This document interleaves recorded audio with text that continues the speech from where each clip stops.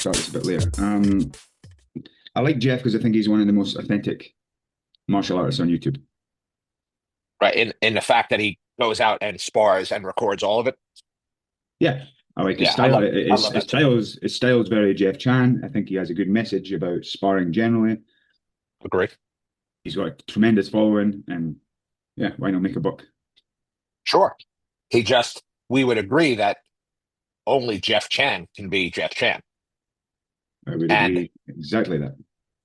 and his when I see his style, it's like the furthest thing from being able to teach somebody else. Yeah, It is wholly authentic no, it's a fun style to watch, and it's very for very. I sure. mean, I think it's come from all his playful interactions, and I mean, he's got to be in hundreds of different gyms now, sparring with all types Yeah. of people. So no, and I've had conversations going back and forth with Jeff too. I think he intuitively knows what worked for him, Right. but it's hard to sell because you could put that on a napkin and sell it, Right.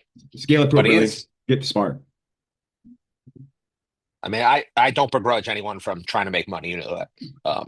And I appreciate it. But, I if and again, I haven't seen his new product, so it's hard to, but I have purchased other of his products previously, and I guess the word the word drill is still used to mean a whole bunch of different things. It is the word drill has so many different meanings, it's meaningless. And have a bias towards Jeff because I do like him. I think what I don't feel I get this kind of it doesn't feel like a grift coming from him. Like he's never really shitting on or like shitting on other coaches or martial artists or other systems. He's just kind of telling you what he does and stuff. So yeah, I have a Yeah. soft spot for Mr. Chan. I've Yeah, had I a like him soft too. spot for him for a while. Um, yeah, I mean we can eventually get onto others that perhaps aren't. Let's leave that for further down the line. Right. Well, you saw, I sent you that thing this morning, and I'm glad that Sam, what's it, Geiger, is that his name? Guy, yeah, Is he a friend of yours? Like he's in the same area, yeah, right? good pal of mine. He's about 3 4 hours north. Lives up in Bumblefuck in the woods. I'll see him this weekend. I saw him last weekend. He comes down here for competitions. And I remember when he started his social media presence, right? Because it hasn't been that long. And he's just willing to say whatever comes to his mind. He doesn't give a shit, which I appreciate. Um, but he's saying things that I wish I had the stones. Like I say to you, we say to each other, but I also am not a confrontational person, and I don't want to shit on people. But this morning with that wrestling video that he had the critique on, I was like, exactly. That is what I've been wanting to say. Oh, is that what you sent me? Yes, it's Oh, that same. I didn't actually watch it. I saw it. I wrote my. You often send me videos from that account. That's why. Yes, right. So that is if we pick like our top 10 accounts that bother the shit out of us, she is in my top five. Oh yeah. Well, like I said, I just got. I don't know. In me, I don't punch down and I try to stick to other men. But I agree with it all. Anyway, we'll maybe share that a bit later. So this is all it's all starting a little cryptic. Right, I Speaking of that, apologize for that. so one of my students sent me. You might know because you're a fucking martial arts dork. I was never really been. I'm like the science dork, but not the martial arts dork or nerd. Is it the book was called the? I'm sorry, the Book of Five Rings. Book of Five Rings. People love that book. Yeah, hear me ignoramus. I never even heard of it, and I think it was back in hundreds of years ago, right? Yeah, it's the sword fighter, right? Sword Fighter. Yeah. And So one of my kids, Nathaniel, sent me a message last night. He's reading this book, and I love seeing all these kids read. Okay. Anyway, he sends me and he says, "Is this?" I'm going to paraphrase this. He's like, "Is this what you're always yabbering on about?" And he brought a passage, and it was, I mean, it's been translated probably a bunch of times anyway, so I'll kind of paraphrase. But the message was that most of the schools are teaching how to stab, cut a man down by the rotation of the wrist, the twisting of the body in and out, and they're obsessed with this. They're obsessed with this. And he was saying, but the real skill is not in worrying about your own movement, worrying about your opponent's movement. And that's a huge generalization. And I'm saying that's exactly what we're talking about. There's this tendency to focus all on action, like you say, right. and a big, and that's why we share a lot of these things back and forward. It's like there's no regard to the perceptual side. And so it's interesting that Right. centuries ago, the same message had been resonating. I don't think I've never even tried to claim for a second this is original to me. I'm just it's a realization I've had, and but you can track it all the way back there and probably further. Yeah. And I don't I read it a long time ago. It was one of those things like growing up, if you were a martial artist, you read um what's the other one? The war one. Not the Book of Five Rings, but Or is it Sun Tzu? yeah, you had to read Sun Tzu and you had to read the Book of Five Rings, you had to read the Tao of Jeet Kune Do. So I went through that whole period of my life, and I'm not sure if anything sort of resonated with me. Um, but I'm sure there's good lessons, but we find those lessons over and over and over and over anyway, right? I mean, th those lessons don't originate with those people, especially with Bruce Lee. Nothing originated with him, and they don't get lost, and so they're retranslated, they're reshared. I mean, you go into a boxing gym, nobody has more like really cool, pithy sayings and things that are, you know, that that are similar to probably we'd find in the Book of Five Rings or Sun Tzu or any of those things. Yeah, and a bit more modern. I think Bruce Lee often gets not misquoted necessarily, but it's the one fucking quote Which one? that's antithetical to everything he stood for. Don't fear the man. Oh yeah. Well, I don't know if it's antithetical because I don't think he's as deep as people want him to be. Like had he, people always are, and that's I come up through Jeet Kune Do, right? That's like so my first like real non-traditional martial arts instructor was a man named Paul Vunak, who, you know, can trace his lineage a couple steps away from Bruce Lee. And now when I think back, so much of what he was saying was just his interpretation or his mythologizing of what he thought Bruce Lee was or what he thought Bruce Lee would have become. And so much of what Bruce Lee said in his books and things, much of it contradicts other things, and people just interpret it the way they want to. And I'm not totally sure there's too much value in going backwards and trying to interpret Bruce Lee. Like I'm not sure what it gets us. I can go pull out my Tao Jeet Kune Do is still on my bookshelf. It's all marked up. I had notes and like I read it like it was a Bible of martial arts. But all these years later, I haven't gone back to it. You know, there was nothing in there to me groundbreaking. I have a I don't oh, I spoke to Mladen yesterday. Very interesting guy over from Serbia. He shared our post the other day and he'd actually taken the time Oh to yeah, kind of break it down. I know he had some right. questions you wanted to get through, but I think it'd be better if maybe we get him on because he agreed to Okay, come and have a chat. Very interesting guy. perfect. And he's actually linked me, which I want to, with their permission, add you. It's like a group of striking coaches. There's a guy called Thomas Leclure, I think his name is from Denmark. Yeah, So I've heard his name before. My friend Trill from Germany, I think is yeah, yeah. buddies with him. So they're kind of in the same group. What I really, my ears prick up when I listen to Thomas because he works with concussion and concussion recovery. Oh, okay. So he's deeply not he's very knowledgeable about brain health and return to play and everything. And he's still trying to manage striking and MMA through this way. So I'm kind of leaning on him in a lot of ways. Anyway, they started a podcast.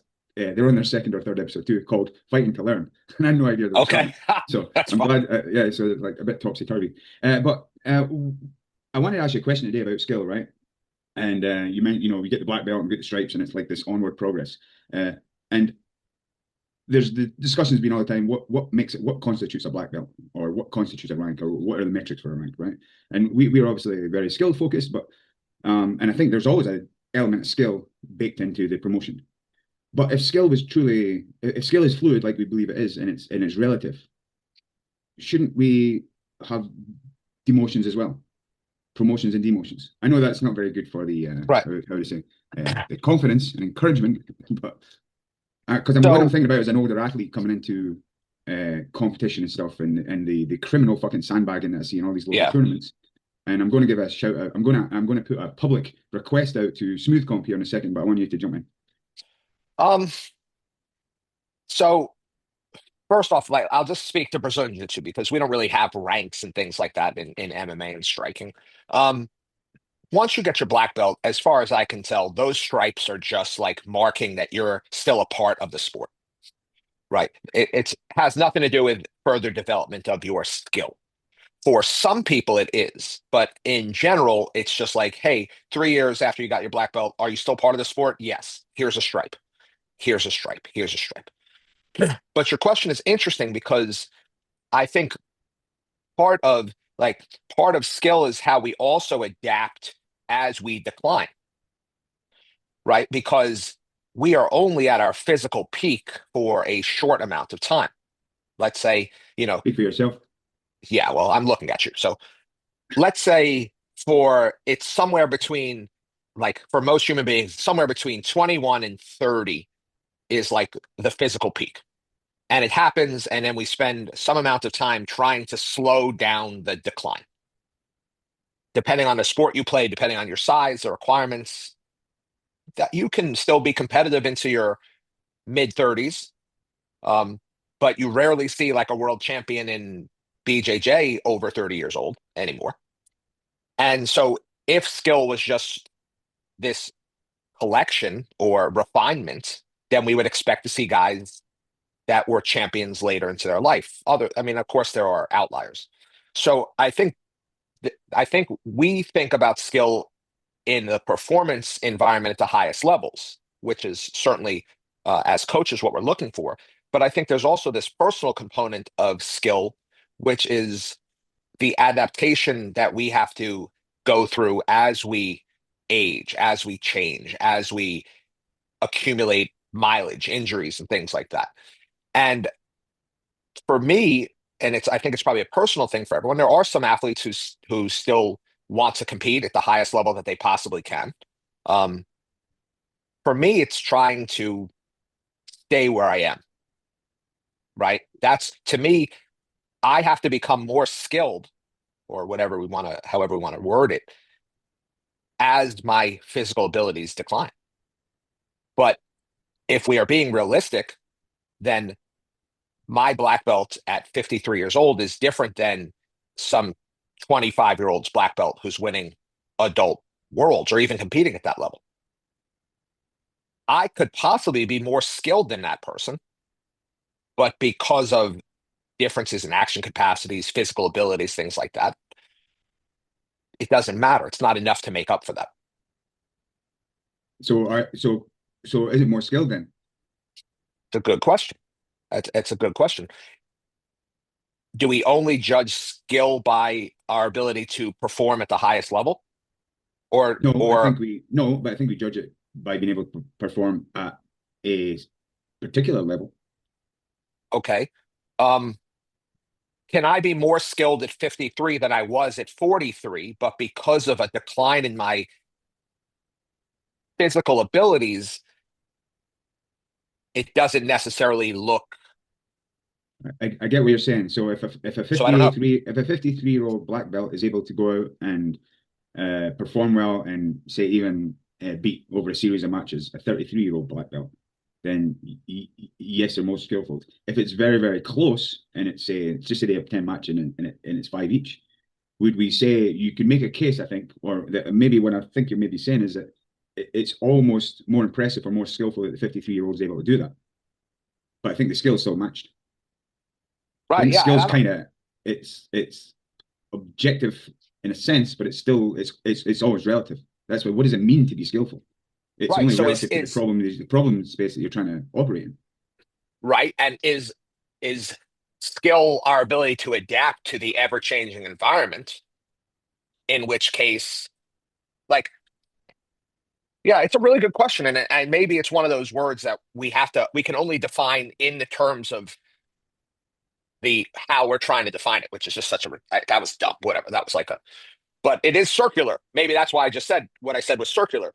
Maybe it depends on what arena or what aspect we're trying to, right? Because when I want to build skillful athletes, in my eyes, they're adaptable to this situation. But, and maybe that's what I'm trying to do for myself. But but part of that adapting to those ever changing situations are my internal constraints.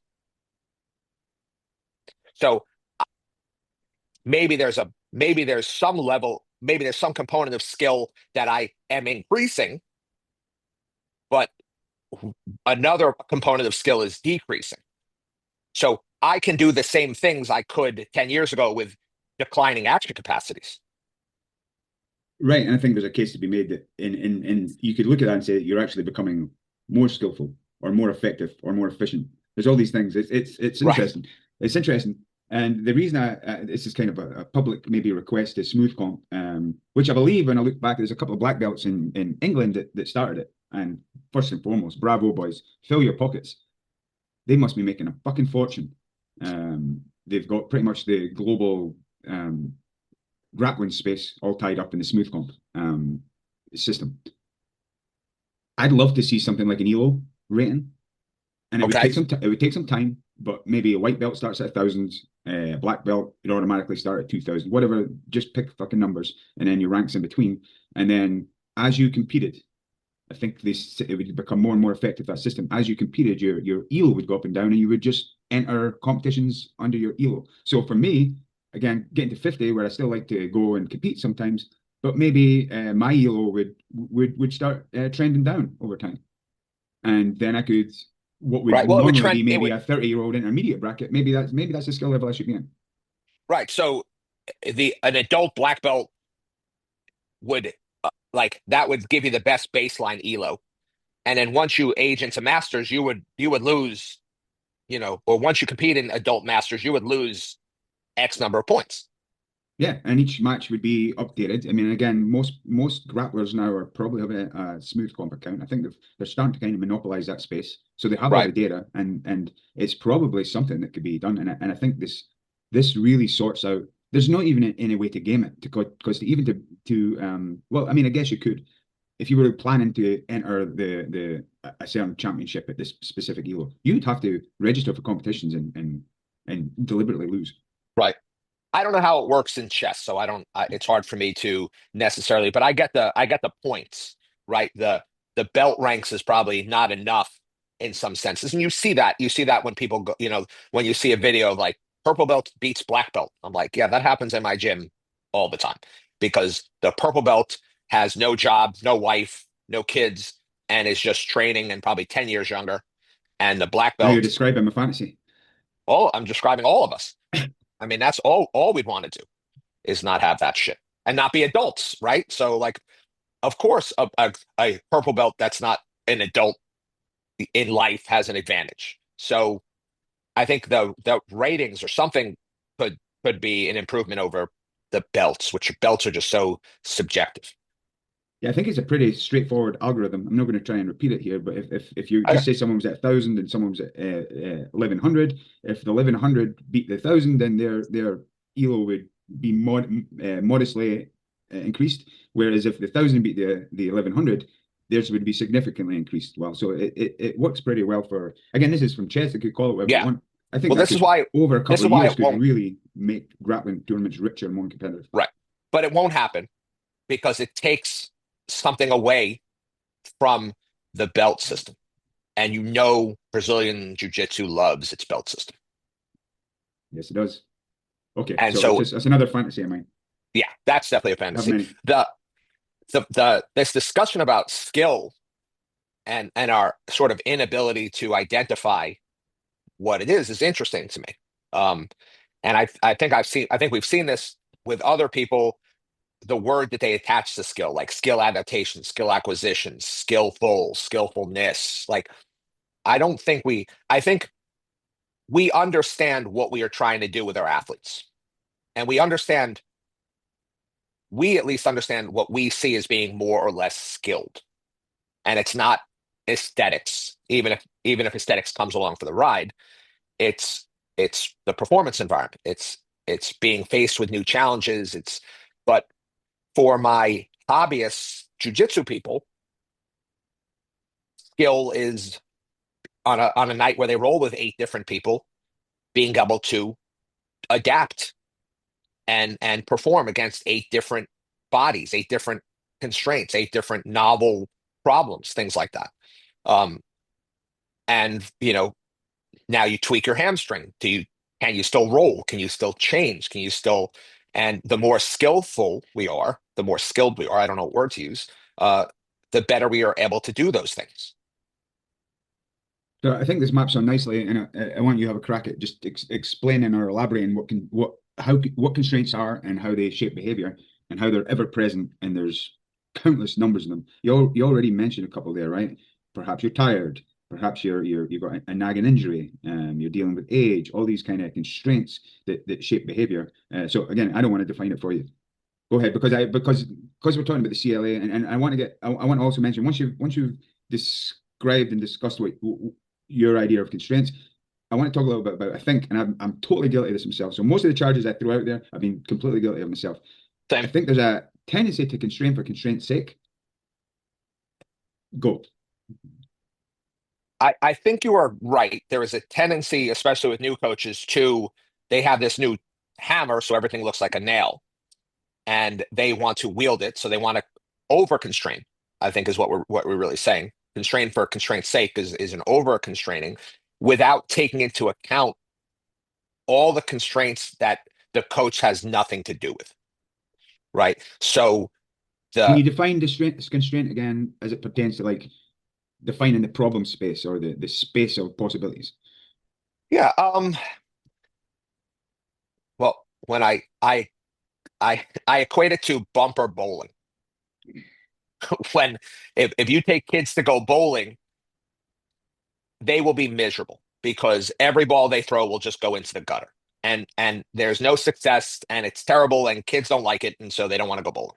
So someone invented these bumpers that protect the gutters. And so now when you throw the ball, it will not go in the gutter. It will bounce off the bumpers and it will hit some number of pins. You're not going to get a strike every time. And sometimes you'll still get none, but it allows for a level of success that keeps someone engaged and keeps them trying to solve the problem, which is keep the ball out of the gutter. It still gives you the feedback that the ball would have went into the gutter, but for a child, they don't care.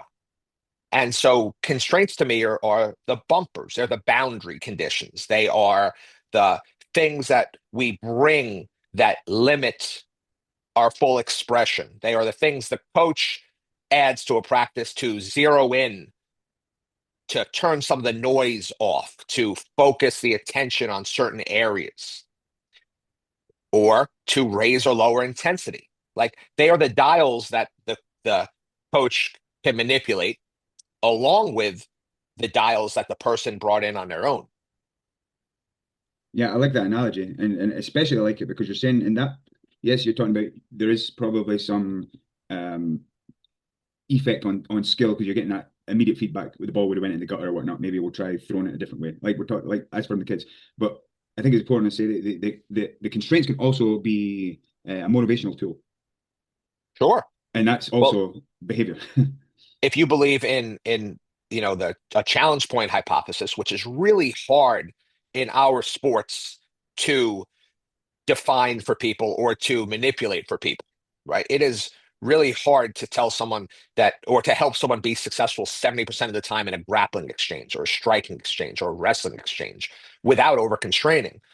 So the bumpers allow for some level of success, which I think keeps people more engaged, keeps people more exploratory, and if nothing else, it's a little more fun. And I think that is a being playful and having fun, I think is the foundation for what we are trying to do. So I think when we get away from that idea, then we end up over constraining when people are trying to get something to look like something. Then I think that coaches run into this over constraining because we know that without the bumpers, it can be very messy. It can go in the gutter every time. But you could also put the bumpers down the middle. And now every time you throw the ball, you got a good chance of having a strike. That's not being playful. That's not being creative. That's not problem solving. That's an over constraining. That actually kind of maps on nicely to our critique or pushback of prescriptive drilling that have defined easy outcomes that don't require any kind of skill or adaptability, right? And they're successful.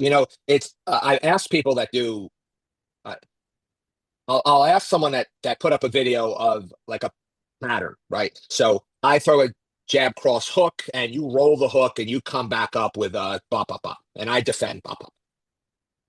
And I'll ask them, does anyone ever get popped? Like, does anyone ever get hit? Does anyone ever fail? And the answer is generally no. And to me, that's the idea. It's over constrained. There's no decision making. There's no way to fail. There's no consequences. And so now you have over constraint. And maybe that reduces, we can say that over constraining reduces aliveness too. Sure. Sure, So I think so, and then that's why, because I have to I have to be honest or fair here when I say, and again, this has come from my perspective and our bias. When I say perception and action are two sides of the same coin, they're inseparable. right. And and I've mentioned this before. Rob finishes all his podcasts with keep them coupled, right? Yeah, And I like that. I mean, I'm not trying to push back on anything Rob's saying. What I'm saying, that implies that you could uncouple it. So I don't think it's ever uncoupled. We need to be very, very careful what we're coupling to. Okay, you can uncouple it in the sense that you can remove perception and just go action, action, action. Yeah, I would push back on that because that's what I'm saying. I think again, from my perspective, I think if I'm saying they're two sides of the same coin, they're inseparable, they're co-constitutive, right? We can't understand one without the other. I think even with shadow boxing, there's still perception involved. We're still coupling to our sense of where we are in space. We're coupling to an Okay, yeah, imaginary, no, no, even imaginary opponent. right. What I am not saying that we can or uncouple them in the sense that they are two sides of the same coin. I agree with that wholeheartedly. I'm saying that there are a lot of drills that coaches create where they are trying to uncouple them, Sure. or if not uncouple them, ignore some aspect of it, right? Because they are just focused on action, action, action. And so you would probably argue that those are not drills that build skill. Yeah, I totally agree with you. Or I maybe totally it's agree with not you. that And they maybe don't build skill. maybe I'm I don't just, want to, clutching no, splitting hairs here, but no, but maybe that is. So when coaches come to us, and a lot of coaches are coming to us to discuss these things, and how do we design practice, how do we design drills, that's a simple test, right? Have you tried to uncouple perception and action? And if you have, then it's probably not a good drill. so for you and your coaches, you're designing a game. What's your thought process?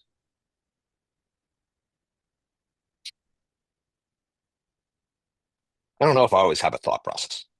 I, I'm not I, saying you explicitly you write it yeah, down. I'm just saying what if you were to design a game, or if you were to offer, if someone was to say to you, give me a game, and we say, well, what are you trying to? So right. yeah, what would be your back of a napkin checklist for a game? What problem am I trying to solve? Right? What slice of this am I trying to solve? So in MMA, I ran an MMA practice last night. Um, there's an area that we're spending a lot of time on. And so I want to, I'm going to use the word constrain in a general sense because in MMA, I don't want every drill to have everything. So I constrain the, I'm sorry, my dog is trying to get on my lap while I'm in this chair talking. He doesn't like me not paying attention to him. So I start with what's the problem we are trying to solve, and what constraints do I need to keep us in that space, right? Do you ever play like first person shooter video games and stuff? No, Okay. I was not You a ever play video video? game guy or No. a action hero guy, whatever. Fair enough. When you play certain video games, if you leave the area, then you start to get a warning that says return. You have 10 seconds to return to the game area. So I just, in my head, I'm like, what is the game area? And how do I keep them in the game area? So what's the problem? And then how do I boundary that space so that they get a lot of reps solving that problem? I think that is the beginning of my thought process. And then depending on what that problem is, depending on what that area is, we might enter into that area to start the problem, right? Because I don't like to start everything too statically. Right? Fighting is rarely static. We don't usually start in the problem space. And so I'll determine if we should enter into the problem space, how we exit the problem space, and I set it up from there. And I know that's not a checklist. It's not a back of the napkin. That was probably a shitty description, but that is what's going on in my head. I know you have a much more like checklist type of. Yeah, I don't use a checklist, but if someone was to ask me, and this wasn't just an opportunity for me to tell you my checklist, although I can do that, but it was No, very much maps. It maps on what do it you're without the saying. check. Do it without the checklist. Yeah, yeah. So I'm just again, what are we trying to achieve? And then I'll say, what are the key features of that skill? And then is it appropriately challenging? Is it relevant for the people we're doing at the time? And then to your point, is it alive? And then another thing that I'm trying to get better at, and I've continued to get better at, is keeping it as clear, the task as clear as possible. Because I do think there's a one of my buddies, and he's really doing a good effort to try and understand this. He keeps coming to me with a game every day, right? He's from the grappling thing, and he's like, right, I've thought of this. You're the bottom player, and you're not allowed this hand. You're allowed this hand, and you have to get to this, and you have to connect to the hip, and then if they're trying, and I'm like, that's fucking crazy. Right. Um, so the game itself and what he was trying to achieve, I think was you know admirable. That's I get what he was saying. I said, but this is going to confuse the fuck out of people. So I think when we're designing these games, it has to be extremely clear, direct, and brief. And Yes. I haven't found much success giving more than two things to think about. And sometimes two can be too much. Right. So I played some. We did some cross side escape games on Monday night. That was the focus. And everything you do is obviously it's reciprocal, right? If the person on bottom is escaping a position, the person on top is holding. But I don't like to give both sides directions because then it's too much. If you're telling the bottom person do this and this and tell the top person do this and this, now you're confusing the whole thing. So the person on top should know. Stay on top, hold them down. And the person on bottom, I let them sometimes let the room sometimes think about what the tasks are, like what the major tasks are. Like get on your side, create space. Okay, there you go. You guys figured it out. Let's go. So I've started to do more and more of that where I keep the tasks super general too, super simple too. Not put your hand, try and get your hand here, try and get this here. I'm just like, what does the room think? What are you thinking about? And let them sort of come up with some ideas. And for this, what I did was I told the bottom person every rep, start with a different position. Start with different hand positions, start with different on your side, less on your side, more or less. Just explore all these things. Just have fun. Each rep, make it slightly different. And they really enjoyed that. So less, like you were talking about before, less constraints. Yeah, and I think that even during I call them pit stops or whatever. So if I'm playing a 2 or 3 minute game and I get them moving, so they have a general idea what the task is and what they're trying to achieve. And then as I'm watching the room, I try and keep the information. Again, seems antithetical to effective coaching sometimes, right? But I try and keep it as sparse as possible, and I let them play the Right. game. And then if I see n number of groups that maybe are doing something I might be like, oh fuck, this is really effective. Why don't we explore this? Or this isn't really the solution, or this isn't an effective solution that either I'm kind of looking for or why it is. So we'll take a little pit stop and then because for me the group in a sense is asking me a question, so then I can go in and answer it. But I think we Right. do it. Speaking to Lad the other day, he uses like there's a I think it's there's this ubiquitous thing that's going on in coaching that we are answering questions that no one's fucking asked. And I think we've Right. got it So backwards. in I've always considered that like and in SBG we had this idea, don't create problems on the mat before they appear. I like that. And and that's just exactly what you're saying, right? So we give white belts black belt problems, but that's not where they're at. We're telling them that eventually you'll have to do calculus, but they're still on arithmetic. And so that idea, I think exactly is what you're talking about.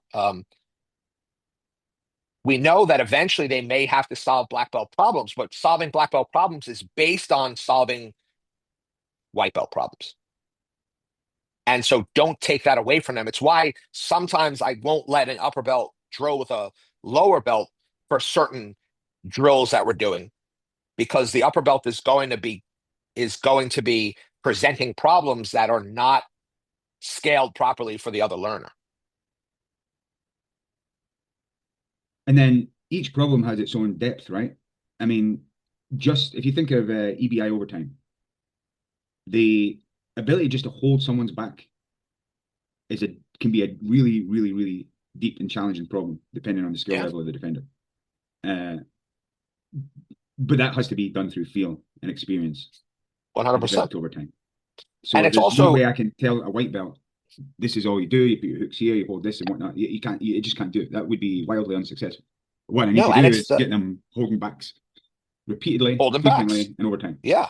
And it's that ability. So as a coach, we have to think, what is the precursor, right? And I don't know if it was Cal who came up with that idea or someone else, but what is the precursor that they need to spend a lot of time on that then allows all the other little things, the possibilities to come from, right? In SBG, we had this tree, and it was base, posture, connection, pressure.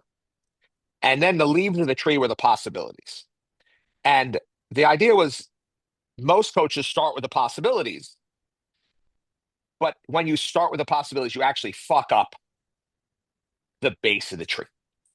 And so when we set up these drills and we think about what the game has to look like, I want them to spend the majority of their time getting really good at the precursors that allow them to be creative with their possibilities.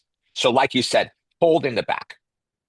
Like instead of showing people all the ways to choke and submit someone, if you can get on someone's back and just stay there forever, then you have every possibility under the sun. You can go watch DVDs, you can go watch matches, and you can just be like, oh, I like that move, and go in and do it. But you can't do that if you don't have the whatever the precursors for that area are. I think this maps on beautifully even to MMA, and it's why when I run my MMA foundations class, we do our shoot boxing games, they're catch and release. I say, just try and grab the leg for 3 seconds because this is the precursor skill. Like this is what the foundation is. Unless you can pick up on the awareness and the way to put your body and grab a leg, we've really no business teaching all the level changes and the drops and the cuts and the drives and that yet. We need to get that down. And I know that seems like we may be breaking the skill down. The only reason I take takedowns off at the start is, as you always like to say, we deal with main injury risk is Yeah. head contact and falling. And they need to get there. And then I want you to talk a little bit. So that's what I'll play. So I don't care Right, about but the to technique. I take don't care about. I the don't care if they're bending over and with their ass in the air and grabbing. I said this is the start of this attunement to grabbing legs.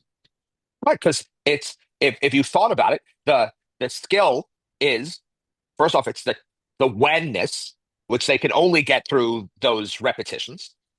It's changing level, and we don't care how they change level at that, and it's closing distance. Those are the precursors to being able to do anything else after that. And maybe it doesn't matter if those are the real, if that's exactly the same, if we all agree on that. For me, that's what it is. And that's what we have to get the reps on. And so, and if we're talking about constraints in a shootbox drill, not necessarily in beginners, I let beginners do whatever they want to. But when I do shootbox with my all levels group, right, where it's just shootboxing to get it to finish, I want takedowns, I want them to bounce, I want them to try and pin each other, then I might constrain them to staying in a certain range because it's real easy to fuck that whole game up and win by running away the whole time. And since I don't have like where I can't, I don't have ropes where I can just put each group in a 8x8 area, then I'll add a little bit of a constraint so that they get more reps of shooting and more reps of defending. And then later we'll take those constraints off. We'll remove those bumpers. But like last night, you were talking about games and simple constraints. Last night, I have some guys fighting in February, and a strategy that they may or may not want to apply in some of those fights will be to fight on their front foot. So last night during our kickboxing rounds, I said, okay, the first half of the round, I want person A to stay on their foot, and person B just do whatever you would normally do. And then halfway through the round, we'll switch. That's a constraint, right? That's trying to get them to explore something that maybe they generally don't explore. It's simple. It's a simple task. It doesn't decouple anything. It doesn't change the aliveness, but it lets them be exploratory. And for someone that is always fighting on their back foot, it can be completely a complete perturbation for them. And I walked around, and then that allows me to just watch. You can easily see when someone's on their front foot or not. And I just walk around. I'm like, hey, get back on your front foot. Get back on your front foot. Nice and simple. That's how I design drills. Yeah, because and Greg mentioned this a few weeks ago when we were discussing. He's saying because he doesn't see a lot of effectiveness in assigning value to certain behaviors. I'm not sure. I think if we get the value right and the game's right, it can influence the intention. So if we were just playing a game that we're trying to score on the back leg, so you're trying to provide like that's the focus of the game. I think that you're more likely to get our learners to look for that. I think the point he was making, and I don't disagree necessarily that sometimes the draw or the affordance or the opportunity is so strong that your value system kind of goes out the window. So I don't wholly agree, but I kind of agree. So when we're putting a value or assigning points or consequences and whatnot, I think there's a little bit more nuance that goes into that. Right. So let's take that example. Let's go back to the back control. So I have seen coaches say, okay, start on the person's back, and you win by getting a rear naked choke. To me, the issue with that is that the person in the front just has to defend one thing. And it's pretty easy to just get the hands where it's hard to rear naked choke someone. You see it in MMA all the time. If the person gets on someone's back and the person in front is decent at defending, it's very hard to finish a rear naked choke. So, and this is the question for you. What if you said, okay, you win. The rear naked choke is a win. It's like getting the golden snitch. You win automatically. But if you can get three other submissions, then you also win. So now the person on the front has to defend as they would in a real circumstance. So the rear naked choke is 5 points, automatic win. The other submissions are 2 points. So you get three of those, it's six, you win. So it's trying to, because if not, people will just do the thing that they're good at that shows up all the time. And so maybe that's a way that we can use that value system or the point system to change the way people are approaching the solution, Yeah, as opposed to over constraining them. yeah, and that's my pushback. I think when we give a task goal, that is assigning value. Right. So, Right. but I get the concern with the extra points here or these kind of arbitrary points for doing something. Before we finish off here, so like given the back, so I can't remember the exact figure, but what is it? About 50% of all UFC submissions are rear naked chokes. Probably. I mean, it's the There or highest thereabouts, number. right? Yeah. Say between 30 and 60. So I play a lot of back stuff in my Same. back stuff in my foundations. But one of my pet peeves, I hate seeing it, and I see it at the highest level of fighting. And who was a master at it was my man Anthony Pettis. There's been several fights where he's had his back taken, he's managed to rotate and end up on top of the guard. I think that's fucking criminal at that level, because I don't think anyone should be losing that position. So a lot of the back stuff we play is it's either finish a choke or end up on top chest to chest. Yes. Defender, same thing. So the actual winning component is ending up mostly is ending up on top chest to chest. I don't think that's. I think if you have someone's back and they end up turning into you and being chest down, you have fucked up. Yes, but so do you remember David Loazo? I've heard of him. Canadian fighter, the Crow was his nickname. That was like his strategy on the ground, was to give up his back, and he was really good at turning into people in their guard and then elbowing the hell out of them. So sometimes it's hard to stop someone who has, spent all their time being good at something.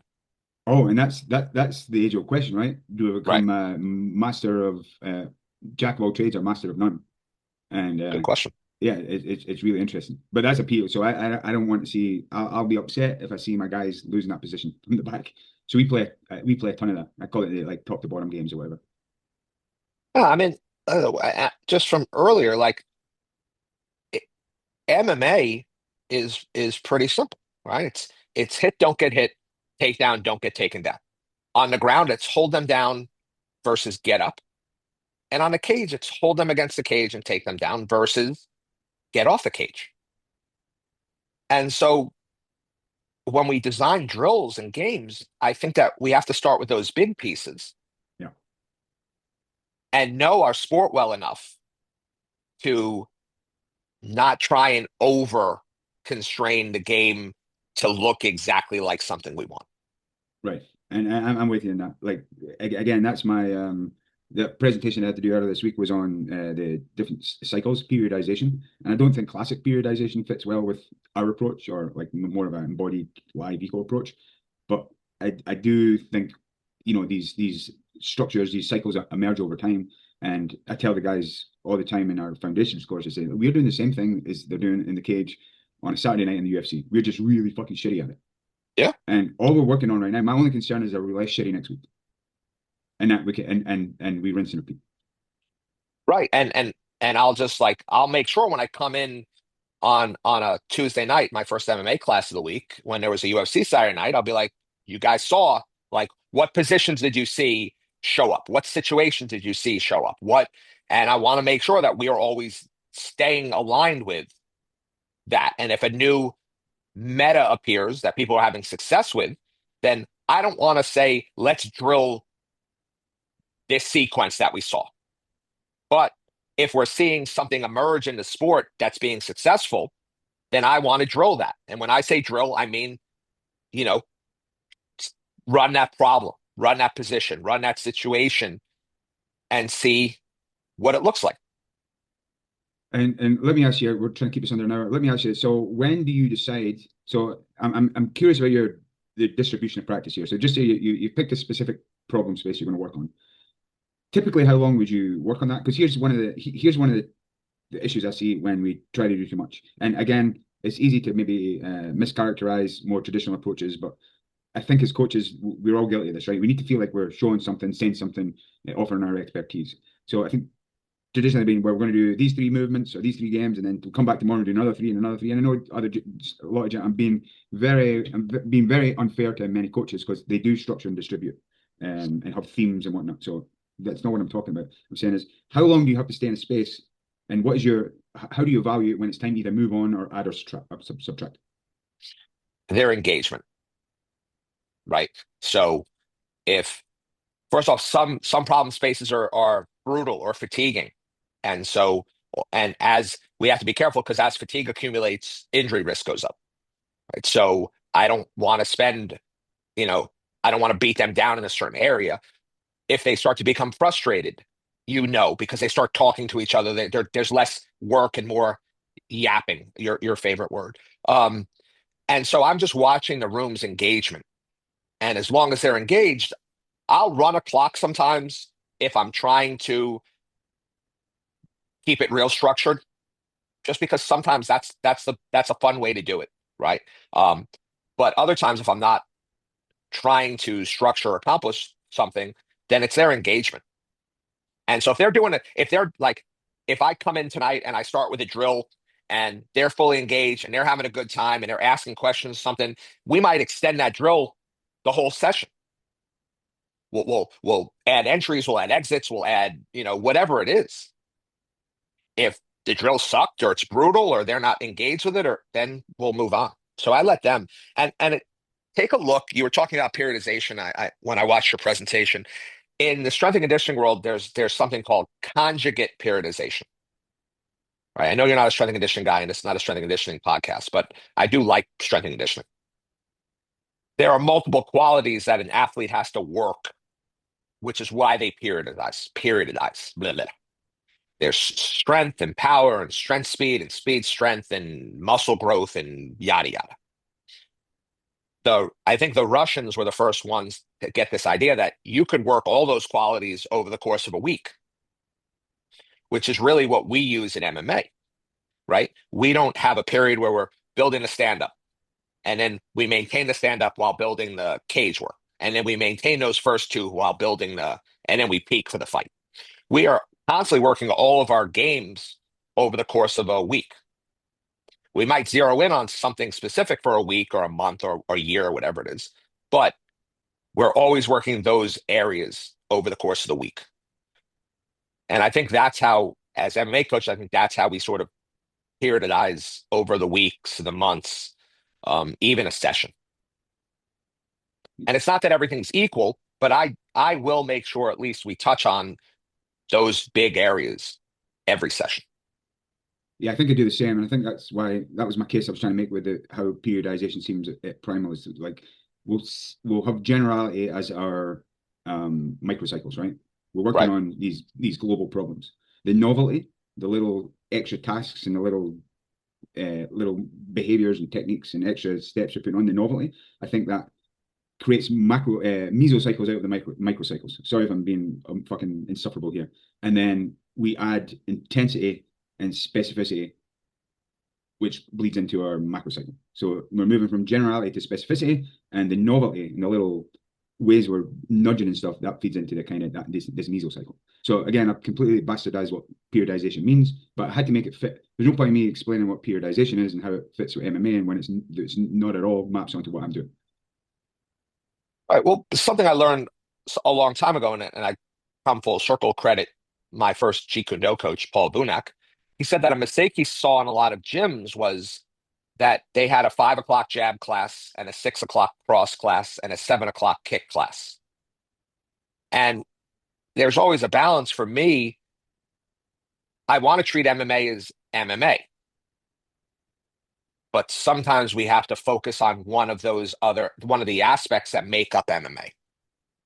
Like, and the question is, how much information can we remove and still be still be building the requisite skills that will transfer to MMA? So, should I have a boxing class? I don't think so. But occasionally, I might just box. Should I have a wrestling class? Maybe, but sometimes we just wrestle. But more likely, we will shoot box because that's where the real skill in MMA lies, is taking down and defending while striking. Yeah, don't disagree. I wish I could disagree with you more. So let's round off here because I said we're going to try and keep it for around an hour. Mladen's going to come and talk to us. I spoke with Dr. Giuseppe.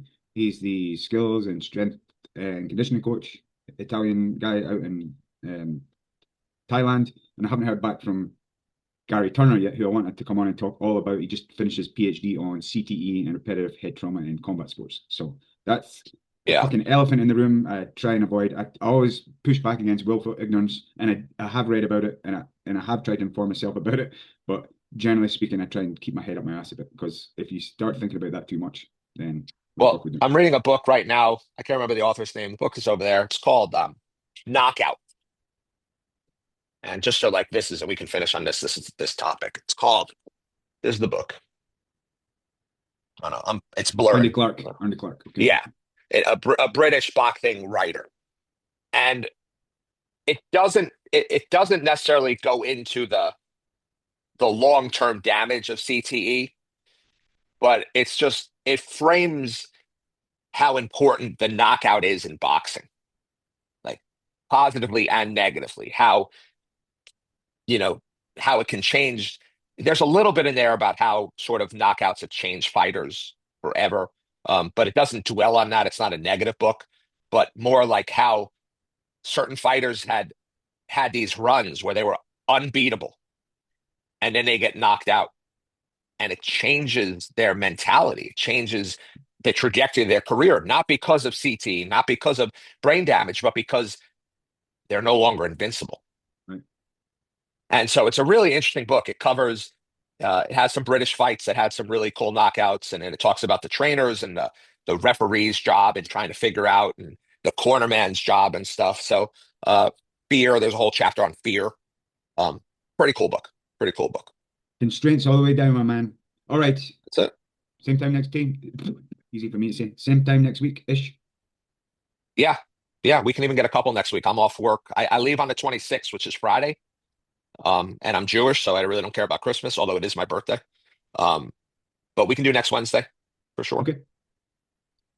I am Singer. Have a good day. Peace.